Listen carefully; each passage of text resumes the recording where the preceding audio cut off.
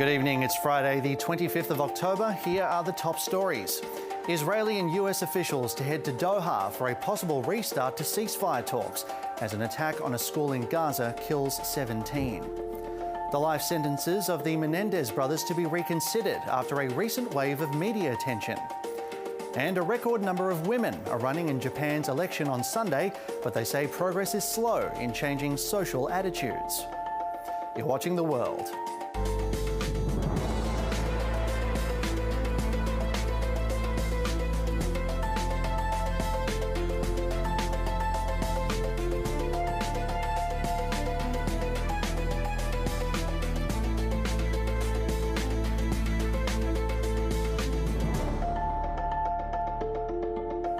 Hello and welcome to the program. I'm Manny, Tsigas.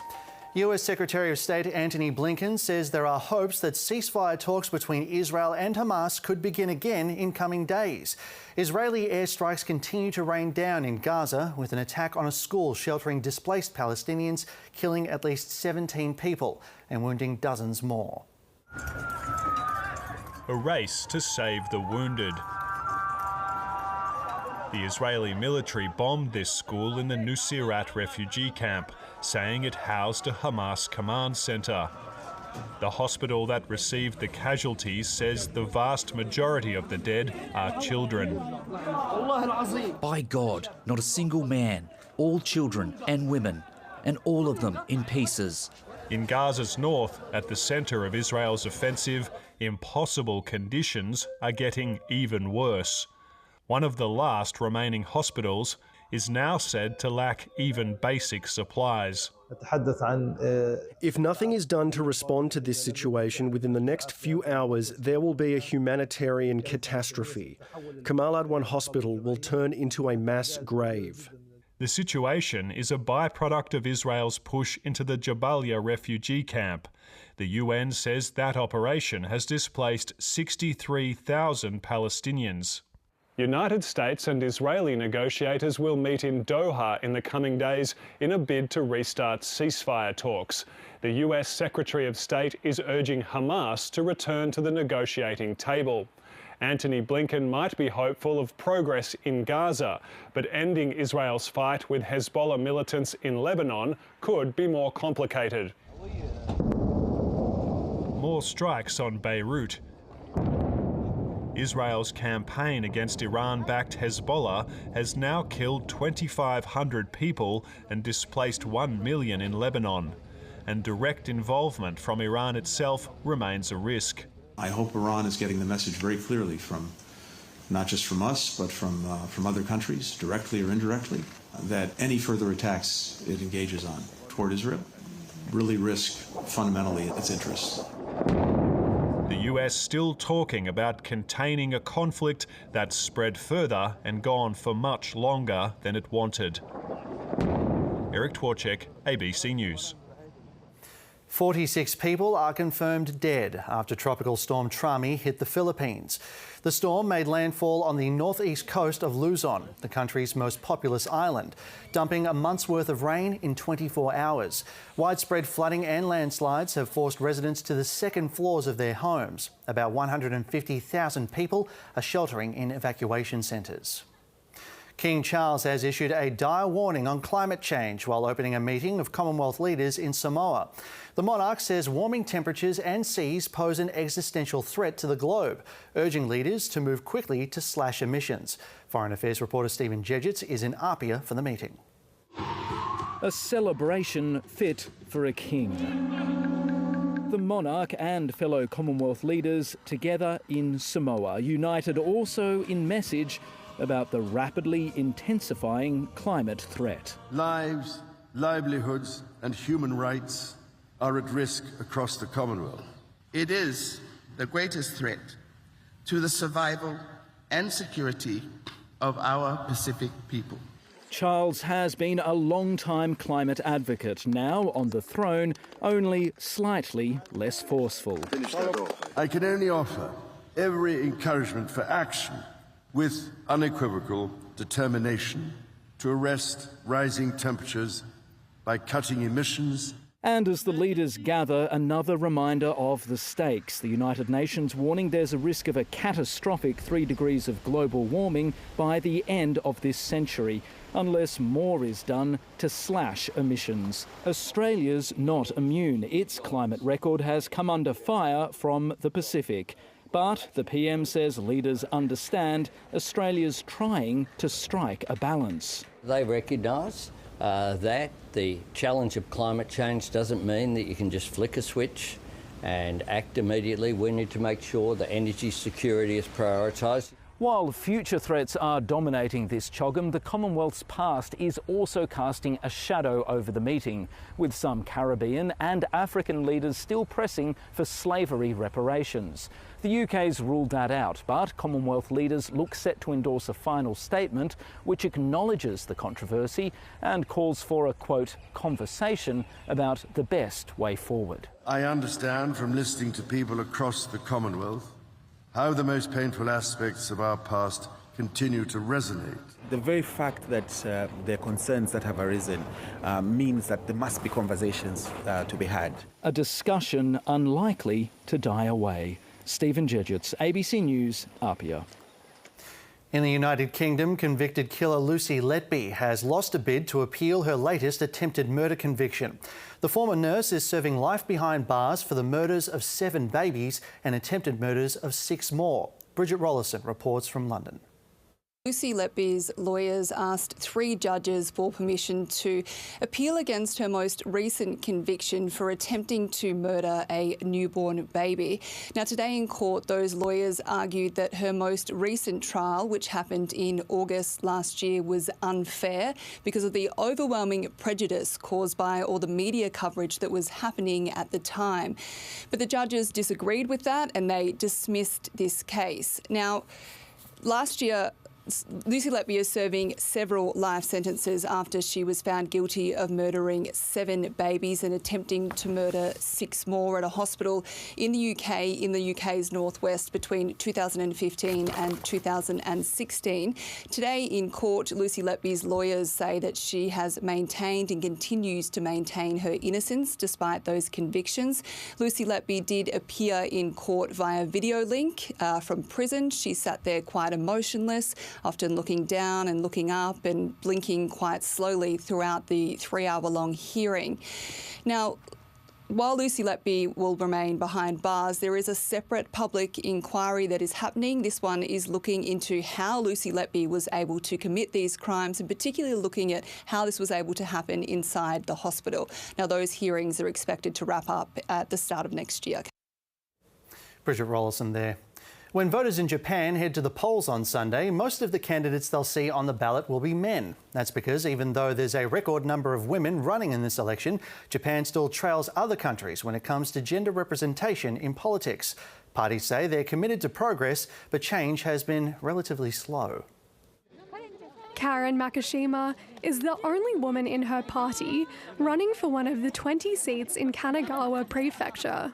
Across Japan, just 16% of the ruling Liberal Democratic Party's candidates in this election are women. But their hopeful times are changing. We are embracing more different views on what politics should be like, so the candidates are also becoming more diverse. I think we are in such a transitional period. While the LDP say they are trying to increase gender representation, they face an uphill battle. The LDP is, because it's been in power so long, it's become this whole beast of its own. It's a catch-all political party, but it does represent a certain sector of the population, and that is an elite strata of men from certain families, from certain universities. There's no diversity, very little diversity in that political party. The party has set targets to have 30% female lawmakers by 2033, but have no concrete plans like gender quotas. Earlier this month, Prime Minister Shigeru Ishiba unveiled a new cabinet with just 2 women. It's a situation that puts Japan behind many other advanced democracies. The biggest drawback of having a low number of female legislators is that it doesn't change traditional perspectives that have long been criticised, that women are not suited to politics or that politics is for men. Some say the problem won't improve until Japan tackles other problems women face, including economic disadvantage. The economy needs to be better for women. So women are quite poor in Japan. They're in low-paid jobs.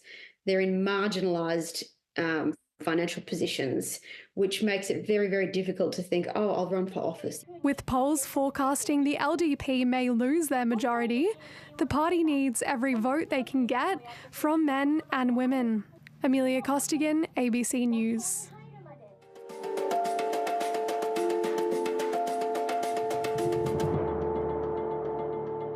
4 astronauts from the International Space Station have returned to Earth after nearly 8 months in space. It was a warm homecoming for SpaceX's Dragon spacecraft, which landed safely in waters off the coast of Florida this morning. The crew of Russian and American astronauts completed over 3,000 orbits around the Earth during their mission. They'd been conducting research to advance human exploration beyond low Earth orbit and improve astronaut health. Schools have been closed and flights suspended as Cyclone Dana barrels through the eastern Indian state of Odisha. Dana made landfall, whipping up winds of more than 100 kilometres an hour. Wild winds lash the eastern coast of India as Cyclone Dana leaves a trail of destruction. Whilst it's common for severe storms to batter the coast during India's cyclone season, people in Odisha were on alert. The situation here is very serious. It has been raining since last night. The winds are very strong and the weather is really bad. We don't know what's next. The heavy rains have made it difficult for volunteers to reach those in need of assistance. The roads are slippery because of the rain, so we have to carry people on the stretcher. More than 100,000 people have been told to evacuate, and authorities are working to provide temporary assistance. They are under proper care. They have been provided with food and medicine, the children have been provided with milk and biscuits, and we have even deployed police officials to ensure their safety. We are ready for the cyclone and people have started to gather at the relief centre. Odisha is the 4th largest fish-producing state in India. Even the fishermen have been told not to go out to sea while the storm crosses through. Dana is expected to weaken as it pushes north as the big cleanup begins for those along the eastern coast. Amanda Robson, ABC News. The owner of the ship that caused a Baltimore bridge to collapse has been ordered to pay a settlement of more than $150 million. The container ship Dali collided with Baltimore's Francis Scott Key Bridge in March, leaving 6 people dead and bringing the port to a standstill for months. The Singapore-based owner of the ship settled a lawsuit with the US Justice Department, who alleged that electrical and mechanical systems on the ship were not properly maintained. The $150 million settlement will recover the money spent to clear the debris. Advanced military technology for undersea warfare is being tested off the New South Wales coast by Australia and its AUKUS partners. For weeks, military and industry representatives have practiced deploying cutting-edge drones while sharing real-time data. Soon, Japan is expected to join the activity. Off one of the most picturesque military bases in Australia, AUKUS partners experiment with cutting-edge maritime technology. We're working together to create a more capable, more collaborative joint force of the future. For weeks, 3 militaries working alongside industry have conducted a series of experiments and exercises with drones to improve undersea warfare techniques. That allows Australia, the US and the UK to trial and test our autonomous systems in a real-world environment. Among the homegrown innovations being examined, a large uncrewed underwater vehicle known as Speartooth. We're trying to understand the edges of the technology and take it to failure so we can improve it and continue to evolve that technology. These exercises are also the first time the AUKUS partners will be testing the transfer of tactical control, which will allow any of the 3 countries to take control of autonomous vessels anywhere in the world. Virtually as soon as the AUKUS partnership was born, other nations expressed interest in collaborating in so-called Pillar 2 projects, including regional ally Japan. The ABC has revealed Japanese officials were invited as official observers for this year's event, and planning is underway for the country to participate next time. Tim Fernandez, ABC News, Jervis Bay. More than 100 Rohingya migrants have come ashore in North Sumatra as the region struggles with an influx of asylum seekers. 152 Rohingya migrants, including 20 children, landed on Thursday, the second wave of arrivals within a week.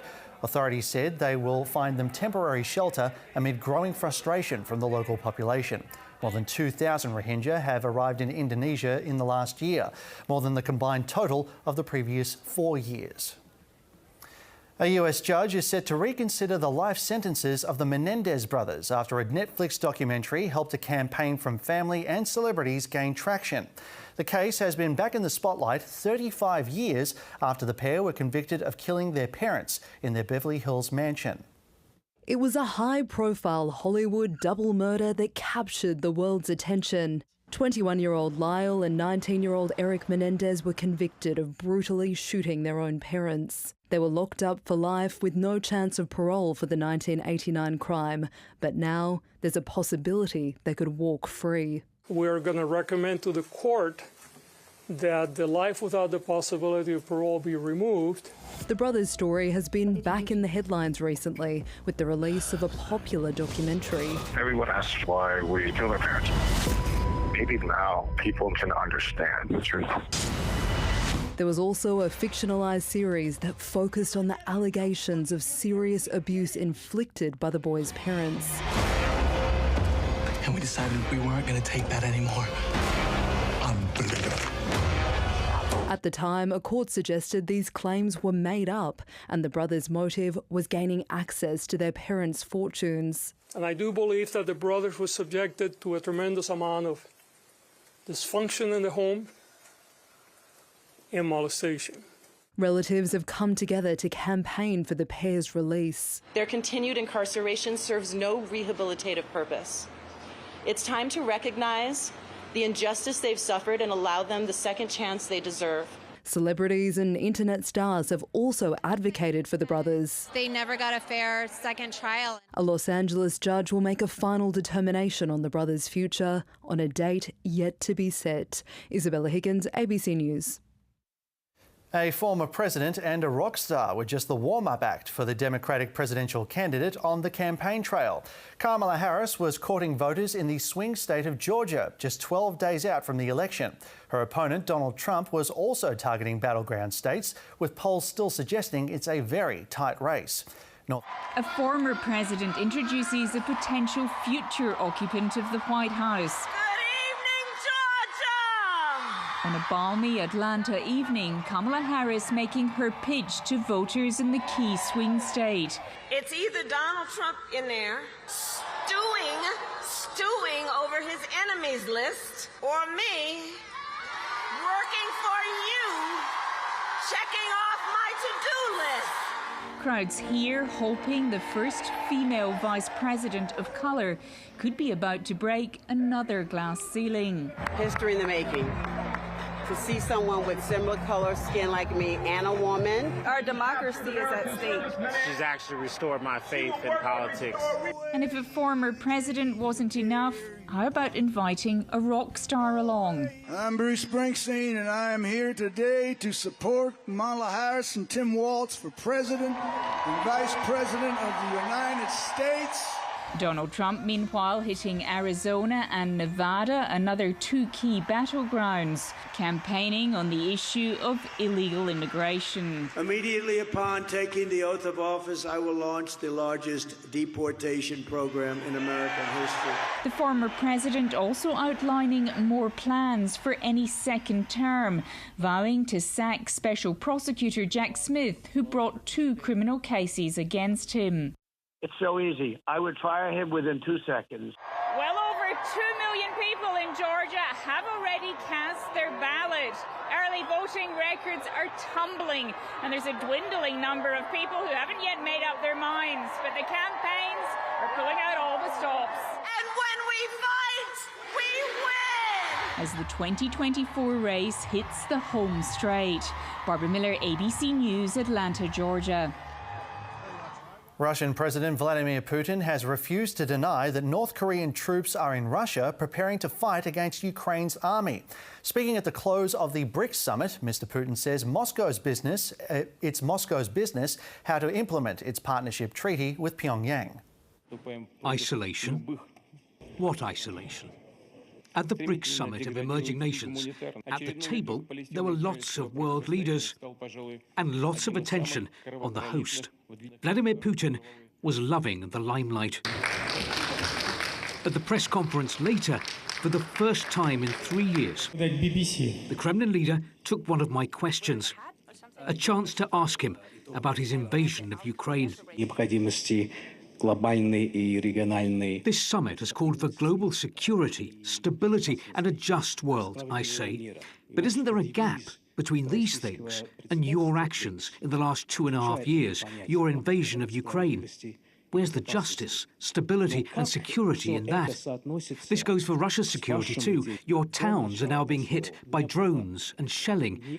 That never happened before your special military operation in Ukraine. You mentioned drones and so on. No, this didn't happen before.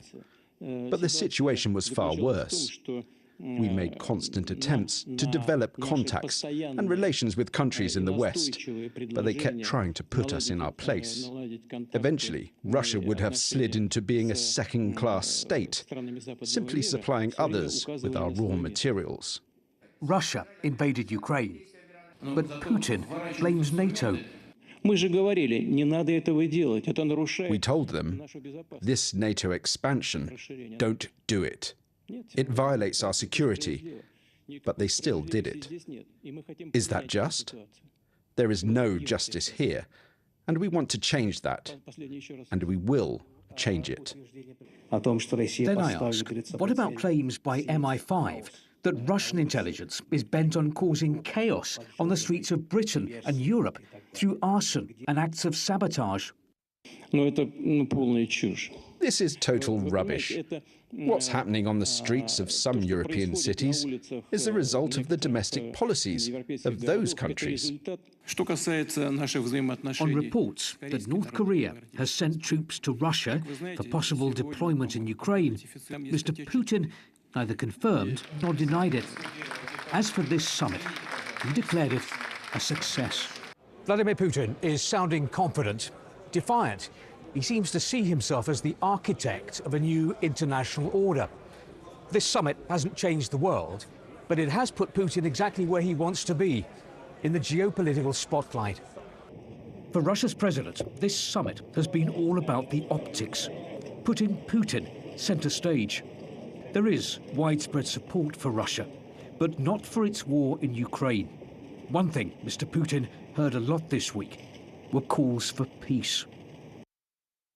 Back home, and residents in the New South Wales town of Broken Hill have once again woken up with no power, more than a week after the wild windstorm that knocked them off the grid. The running blackouts are also affecting other towns throughout the far west, leaving many locals increasingly frustrated. The lights are out and everybody's home. Another morning with no power anywhere. Residents in Broken Hill started their morning with another unplanned outage. This single mother of two had to toss out an entire freezer's worth of food at a time when she's moving house. We've literally been living off of noodles and pasta and that for the past couple of days and using that little gas cooker. One of her daughters has cerebral palsy, among other conditions which require her to consume specific food. It's really frustrating because it's not just affecting me, it's affecting my children. Random blackouts, what are we meant to do in that time? Who's going to help us? The blackouts extend far beyond Broken Hill, with Menindee, Wilcannia and Tibooburra on the Queensland border among those suffering power outages. In Menindee, community members like Rob Gregory are hard at work. The head of tourism is also an electrician. He's been connecting generators constantly around town to keep the lights on. You help out where you can, and I've been connecting up all the RFS generators into the community hall, into the service station. We've had no lines to ring OOO until the RFS come into town. While the power is back on here in Menindee and operating more reliably than in Broken Hill, directives to stay away from the region to conserve power have had an impact on tourism. It's yet another blow on top of what has already been a slow season. This is the last 4 weeks of our tourist season, and usually it starts to peak up now, and that hasn't happened. With plenty of water in the once lifeless Lake Menindee, there's optimism in the air. Tourists will flood back once the power is reliable. Bill Ormond, ABC News, Menindee. Well, let's return to the US, and Florida has hosted another edition of a costume contest with a difference. It was pets, not people, who were dressed to the nines to battle it out for a top prize. This dog tried to follow the yellow brick road to glory, dressed as Elton John, complete with piano, while this family was out of this world, choosing an extraterrestrial theme.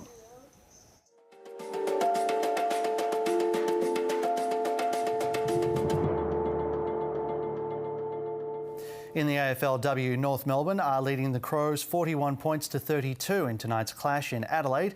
Meanwhile, it seems nothing can stop the high-flying Hawks, who are sitting pretty on the top of the ladder. The Nam Demons couldn't stand in the way of Hawthorn's 7-match winning streak, and the tropical heat of Cairns wasn't slowing them down as they ran out 6-point winners, leaving Melbourne's finals hopes hanging by a thread. Against her former side, midfielder Eliza West set the tone, collecting a game-high 25 touches and 6 clearances. But it was her work and pressure and defensive efforts in and around the contest, which was, just amazing. Like she's a great player. She's had a fantastic season. The Matildas are looking for a fresh start in Switzerland with tomorrow morning's hit-out in Zurich. Interim coach Tom Samani says he wants to restore confidence with a win after the team flopped in the group stage at the Paris Olympics. Sam Kerr isn't available, but Samani has a mix of mainstays and new talent to work with in the international friendly window. It's the first time the Matildas have ever played the Swiss, who are the world's 25th ranked side. So that's exciting. For them, they're obviously got a major tournament coming up, so it's an important time for them. But for us, I think it's important that we focus on ourselves and getting back to our winning ways. Cricket Australia has removed David Warner's lifetime leadership ban effective immediately. The ban was put into place in 2018 as a result of the ball tampering scandal in South Africa. A 3-member independent panel has unanimously decided to overturn the decision. Warner has retired from international cricket, but this would allow him to captain the Sydney Thunder in the Big Bash League this season if elected. Before we go, let's recap our top stories. Israeli and US officials to head to Doha for a possible restart to ceasefire talks as an attack on a school in Gaza kills 17. A district attorney recommends the Menendez brothers be resentenced and given immediate parole after a recent wave of media attention. And a record number of women are running in Japan's election on Sunday. And that is your world for this evening. For more, visit our website abc.net.au/news. I'm Manny Tsigas. Have a great night.